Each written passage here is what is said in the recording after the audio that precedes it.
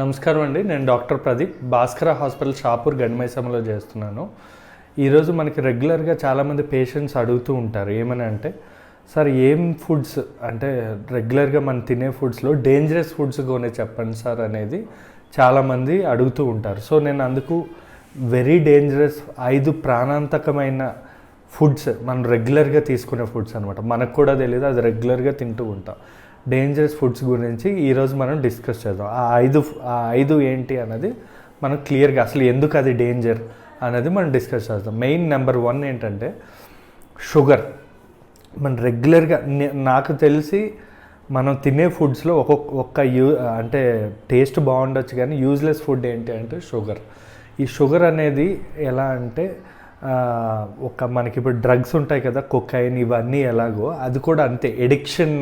మనం అది బాగా తినడం, ఫర్ ఎగ్జాంపుల్ షుగర్ అంటే ఏదైనా అవ్వచ్చు, కేక్స్ కానీ, ఐస్ క్రీమ్స్ కానీ, చాక్లెట్స్ కానీ, లేదా కూల్ డ్రింక్స్ ఉంటాయి కదా, మనం కెఫినేటెడ్ కూల్ డ్రింక్స్, మనం తినే థమ్స్అప్ కానీ, కోకోకోలా కానీ, ఈ కార్బొనేటెడ్ డ్రింక్స్, కొన్ని స్వీట్ మాజా టైప్ ఇవన్నీ ఉంటాయి. ఇవన్నీ కూడా దాంతోనే తయారవుతాయి. ఇవి అలవాటు అవ్వడం వల్ల బ్రెయిన్కి క్రేవింగ్ అనేది పెరుగుతుంది. అంటే మళ్ళీ తాగాలనిపించడం, మళ్ళీ తినాలనిపించడం, సేమ్ లైక్ డ్రగ్స్ అనమాట.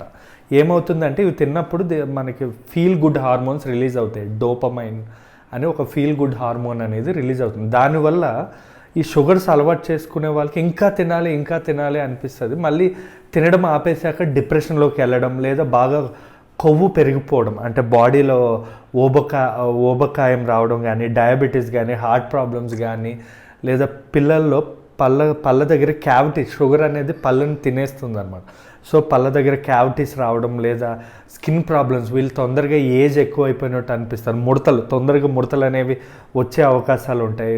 మీకు చెప్పే కదా, డిప్రెషన్ కానీ, ఇవన్నీ కూడా లోనయ్యే కారణాలు ఉంటాయి. నెంబర్ 2 వెరీ డేంజరస్, ఇది కూడా మనం రెగ్యులర్గా వాడే ప్రోడక్ట్, సాల్ట్ అనేది కూడా మనం రెగ్యులర్గా వాడతాం. కానీ ఇది మినిమం మోతాదు కంటే ఎక్కువగా తీసుకుంటే ఖచ్చితంగా కిడ్నీ ప్రాబ్లమ్స్.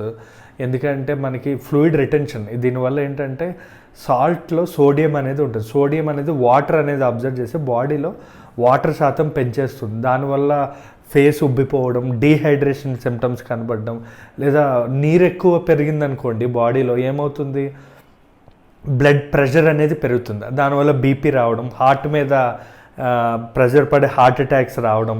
ఇంకా ఏంటంటే సాల్ట్ ఎక్కువ తినేవాళ్ళు తొందరగా జుట్టు ఊడిపోవడం కానీ, ఏజ్ అనేది ఎక్కువగా కనిపించడం కానీ ఉంటుంది. ఇంకా చెప్పాలి అంటే ఉప్పులు కారాలు తినే వాళ్ళకి పింపుల్స్ అనేవి బాగా, యాక్ని వల్గారిస్ అంటాం, ఈ వైట్ కలర్ పస్ట్యూల్ పింపుల్స్ అనేవి వచ్చే అవకాశాలు చాలా ఎక్కువగా ఉంటాయి. 3వ డేంజరస్ ఫుడ్ రెడ్ మీట్ అంటాం. రెడ్ మీట్ అంటే చికెన్ కాదు. చికెన్ ఎందుకంటే ఇది లీన్ ప్రోటీన్ ఉంటుంది. లైక్ రెడ్ మీట్ అంటే మెయిన్గా మటన్, పంది మాంసం, గొడ్డు మాంసం అంటే ఆవు మాంసం, ఇవి తినే వాళ్ళైతే మాత్రం ఖచ్చితంగా ఒక సర్వేలో తేలింది ఏంటంటే 20% బీఫ్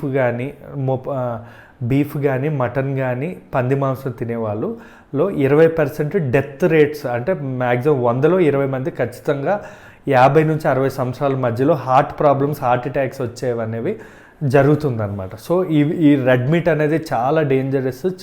కానీ మనకి తక్కువగా దొరకడం వల్లనో, లేదా వేరే ఇతర కారణాల వల్ల ఇది బాగా తీసుకుంటూ ఉంటారు ట్రెడిషనల్గా కూడా చాలామంది. అండ్ దీనివల్ల హార్ట్ ప్రాబ్లమ్సే కాకుండా టైప్ 2 డయాబెటీస్ అనేది ఎక్కువగా రెడ్ మీట్ తీసుకునే వాళ్ళకే వస్తూ ఉంటుంది. అండ్ బ్రెయిన్ స్ట్రోక్స్ రావడం, మెయిన్గా వీళ్ళలో కోలాన్ క్యాన్సర్లు, అంటే స్టమక్ క్యాన్సర్లు కానీ, కోలాన్ క్యాన్సర్స్ కానీ ఎక్కువగా వచ్చే అవకాశం ఉంటుందన్నమాట. మీరు కంపేర్ విత్ నార్త్ ఇండియాతో పోల్చుకుంటే సౌత్ ఇండియా వాళ్ళకి ఎక్కువగా కోలాన్ క్యాన్సర్స్, థ్రోట్ క్యాన్సర్స్ వచ్చే అవకాశం ఉంటుంది. మెయిన్గా Kerala, second most common Telangana, third Tamil Nadu, 4th Andhra Pradesh.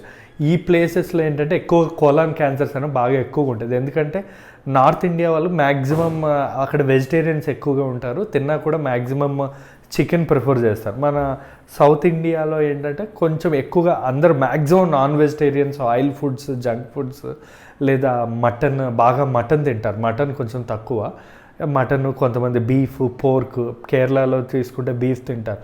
దీనివల్ల కూడా వాళ్ళకి ఎక్కువగా కోలాన్ క్యాన్సర్స్ వచ్చే అవకాశాలు ఉంటాయి. ఇంకా థర్డ్ తర్వాత 4th మోస్ట్ కామన్ ఏంటంటే ఆల్కహాల్. ఆల్కహాల్ కూడా చాలా డేంజర్, బ్యాడ్ ఫర్ లివర్ అనమాట. దీనిలో ఇథనాల్ అనే కెమికల్ ఉంటుంది.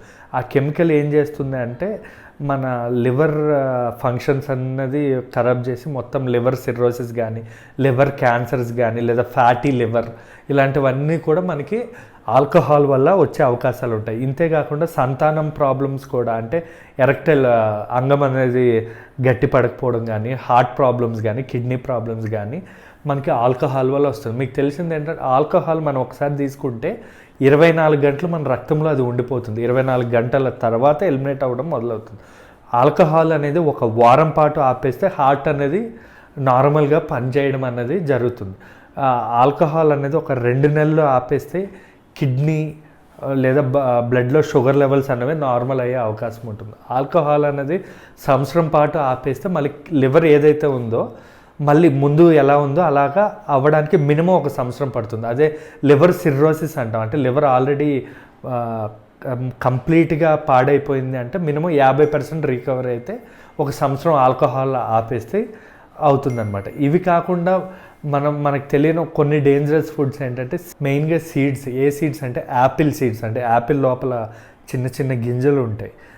యాపిల్ సీడ్స్ కానీ, చెర్రీ లోపల ఉండే సీడ్స్, అంటే మనం ఏ ఫ్రూట్స్లో ఉన్న విత్తనాలు కూడా అస్సలు తినకూడదు. ఎందుకంటే దానిలో సైనైడ్ అనే ఒక పాయిజన్ అనేది ఉంటుంది. దానివల్ల మెల్లమెల్లగా స్లో పాయిజన్ లాగా మెల్లమెల్లగా కిడ్నీ, లివర్ ఇవన్నీ ఎఫెక్ట్ అయ్యి ఫెయిల్ అయ్యే అవకాశం ఉంటుంది. ఈవెన్ మనం బాదం తింటూ ఉంటాం కదండి, అంటే బాదం పప్పు, దాన్ని ఎప్పుడు కూడా నానబెట్టి పైన తొక్క తీసే తినాలి. ఆ పైన బాదం మీద ఉన్న తొక్క కూడా ఎంత డేంజరస్ అంటే దానిలో కూడా సైనాయిడ్ ఉండే అవకాశం ఉంటుంది. ఖచ్చితంగా వీళ్ళు ఈ విత్తనాలు కానీ బాదం పైన తొక్కలు తీసి, అండ్ ఈవెన్ యాపిల్ కూడా తొక్క తీసి తినడం అనేది చాలా ఇంపార్టెంట్. ఎందుకంటే ఇప్పుడు పెస్టిసైడ్స్, ఇన్సెక్టిసైడ్స్ వేయడం వల్ల వాటి పైన ఈ సైనైడ్ అన్నది ఉండే అవకాశాలు చాలా ఎక్కువగా ఉంటుంది. తర్వాత కిడ్నీ ప్రాబ్లం ఉండేవాళ్ళు అస్సలు ఇవి తీసుకోకూడదండి. Thank you.